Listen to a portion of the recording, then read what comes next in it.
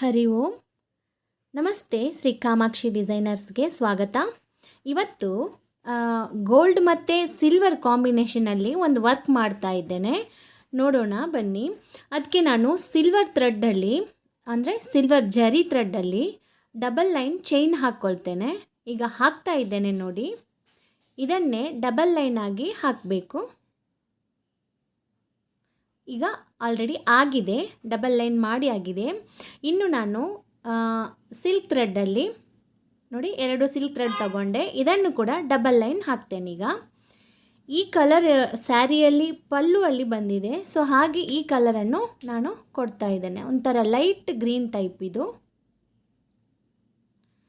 ಕೂಡ ನಾನು 2 ಲೈನ್ ಕೊಡ್ತೇನೆ.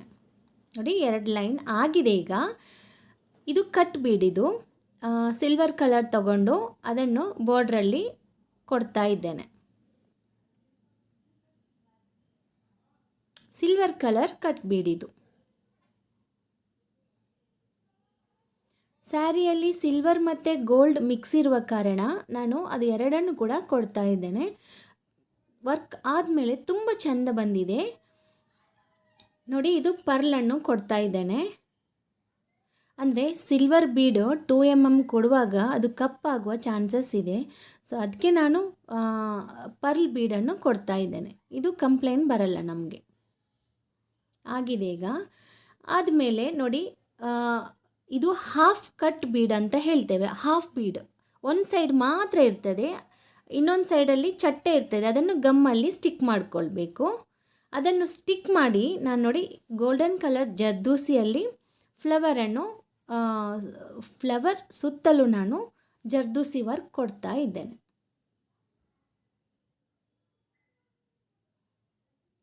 ನೋಡಿ ಜರ್ದೂಸಿ ವರ್ಕ್ ತುಂಬ ಈಸಿ ಇದೆ. ನೀವು ಆ ನ್ಯಾಕನ್ನು ಮಾತ್ರ ತಿಳ್ಕೊಂಡ್ರೆ ಸಾಕು, ಪರ್ಫೆಕ್ಟಾಗಿ ಮಾಡ್ಬೋದು. ನೀಡಲನ್ನು ನೋಡಿ ಈ ಥರ ಟ್ವಿಸ್ಟ್ ಮಾಡಿ ಮಾಡಿ ತೆಗೆಯುವಾಗ ನಿಮಗೆ ಕರೆಕ್ಟಾಗಿ ಬರ್ತದೆ. ಮತ್ತು ತುಂಬ ದೂರದಿಂದ ನೀವು ಹೇಳ್ಕೊಂಡು ಹೋಗಬಾರ್ದು.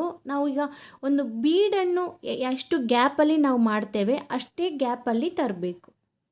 ಆಗ ನಿಮಗೆ ನೂಲು ಈಸಿಯಾಗಿ ಹೊರಗಡೆ ಬರ್ತದೆ. ಈಗ ಲಾಕ್ ಮಾಡ್ತೇನೆ. ಈಗ ವರ್ಕ್ ಹೇಗೆ ಬಂದಿದೆ ಅಂತ ಕಂಪ್ಲೀಟ್ ಆದಮೇಲೆ ನೋಡಿ.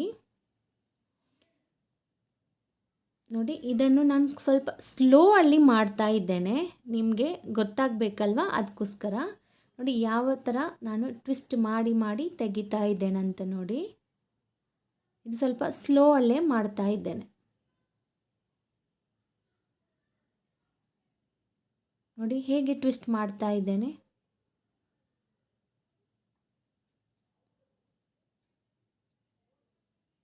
ನೋಡಿ ಇಲ್ಲಿ ಸ್ವಲ್ಪ ಗ್ಯಾಪ್ ದೊಡ್ಡದು ತಂದು ನಾವು ಲಾಕ್ ಮಾಡುವಾಗ ನಮಗೆ ಕಷ್ಟ ಆಗ್ತದೆ.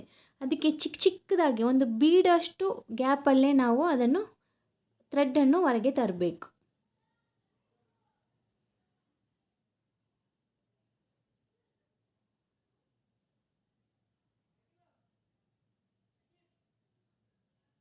ನೋಡಿ ಈಗ ಕಂಪ್ಲೀಟ್ ಆಗಲಿಕ್ಕಾಗಿದೆ. ಲಾಕ್ ಮಾಡ್ಕೊಳ್ವಾ. ನೋಡಿ ಈಗ ವರ್ಕ್ ಆದಮೇಲೆ ಇದರ ಲುಕ್ ಹೇಗಿದೆ ನೋಡಿ. ಓಕೆ, ಈಗ ಈ ಗ್ಯಾಪಿಗೆ ನಾನು ಕುಂದನ್ ಇಡ್ತಾ ಇದ್ದೇನೆ. ಗೋಲ್ಡನ್ ಕಲರ್ ಕುಂದನ್ ಇಟ್ಟು ಸಿಲ್ವರ್ ಕಲರ್ ಕಟ್ ಬೀಡನ್ನು ಸುತ್ತಲೂ ಕೊಡ್ತೇನೆ. ನೋಡಿ ಇದು ಸಿಲ್ವರ್ ಕಲರ್ ಕಟ್ ಬೀಡನ್ನು ಕೊಡ್ತಾ ಇದ್ದೇನೆ.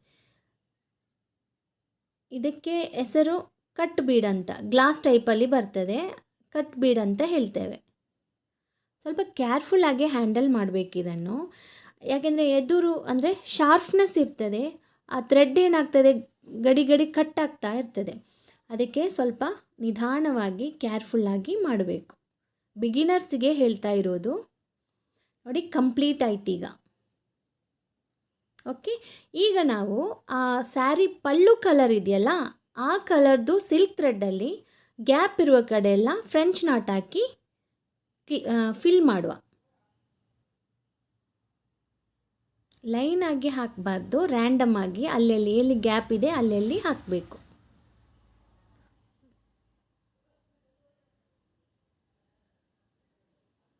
ಸ್ವಲ್ಪ ಇದರಲ್ಲೇ ಡಾರ್ಕ್ ಕಲರ್ ಕಾಂಬಿನೇಷನ್ ಇರ್ತಿದ್ರೆ ಇನ್ನೂ ಚೆನ್ನಾಗಿ ಕಾಣ್ತಿತ್ತು. ಬಟ್ ಸ್ಯಾರಿಯಲ್ಲಿ ಈ ಥರನೇ ಇದೆಯಲ್ವಾ. ನೋಡಿ ಈ ಥರ ಅಲ್ಲಲ್ಲಿ ಹಾಕಬೇಕು ಫ್ರೆಂಚ್ ನಾಟನ್ನು. ಎಲ್ಲ ವಿಡಿಯೋ ಕೂಡ ನಾನು ಇವಾಗ ಹಾಕ್ತಾ ಇರೋ ಎಲ್ಲ ರೀಸೆಂಟ್ಲಿ ಇರುವಂಥ ಎಲ್ಲ ವರ್ಕ್ಗಳು ಕೂಡ ಬಿಗಿನರ್ಸ್ ಕೂಡ ಮಾಡ್ಬೋದು. ಸುಲಭ, ತುಂಬ ಈಸಿಯಾಗಿ ಮಾಡುವಂಥದ್ದು. ಮಾತ್ರ ಸರಿ ನೋಡಿ ವಿಡಿಯೋವನ್ನು, ಅದರ ನಂತರ ಅದನ್ನು ಪ್ರಾಕ್ಟೀಸ್ ಮಾಡಿ ಮತ್ತೆ ನೀವು ನಿಮ್ಮ ಸ್ಯಾರಿ ಬ್ಲೌಸಲ್ಲಿ ಟ್ರೈ ಮಾಡಿ.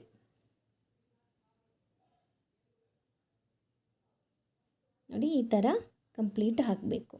ಎಷ್ಟು ಎಲೆ ನೂಲು ತಗೊಳ್ಳಿಕ್ಕೆ ಹೇಳಿದ್ದೇನೆ ನಾನು ಮೊದಲಿನ ವಿಡಿಯೋದಲ್ಲೆಲ್ಲ. 6 ಎಲೆ ತಗೊಂಡು ಅದನ್ನು ಡಬಲ್ ಮಾಡಿಕೊಂಡು 12 ಮಾಡಿದ್ದೇನೆ.